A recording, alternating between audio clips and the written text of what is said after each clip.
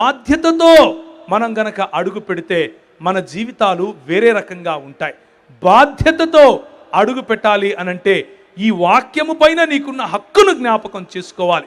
ఆదియందు వాక్యముగా, ఆదియందు దేవునితో, ఆదియందు దేవుడై ఉన్నటువంటి వాక్యము ఈ లోకములోనికి శరీరధారి అయి కృపాసత్య సంపూర్ణుడిగా మన మధ్యకు వచ్చాడు. ఆయన కలిగి ఉన్నదేదియు ఆయన లేకుండా కలుగలేదు అని చెప్పినటువంటి వాక్యము, ఆ వాక్యమే మన మధ్య ఈ 66 పుస్తకాల రూపంలో మన చేతిలో ఉంది. ఈ విషయాన్ని జ్ఞాపకం చేసుకోవాలి. దేవుని వాక్యము వినటం ఈ ప్రపంచంలో ఉన్న ప్రతి ఒక్కరి హక్కు. ఆ దేవుని వాక్యాన్ని ప్రకటించటం నీ వ్యక్తిగత ఆధ్యాత్మిక హక్కు. దీన్ని నిలువరించేందుకు చాలా ప్రయత్నాలు, దీన్ని నిలువరించేందుకు సాతాను యొక్క ప్రయత్నం అది ప్రభుత్వ పరంగా జరుగుతోంది, సామాజిక ఒత్తిడి పరంగా జరుగుతోంది, మనకున్నటువంటి డినామినేషనల్ బ్యారియర్స్ రూపంలో జరుగుతోంది.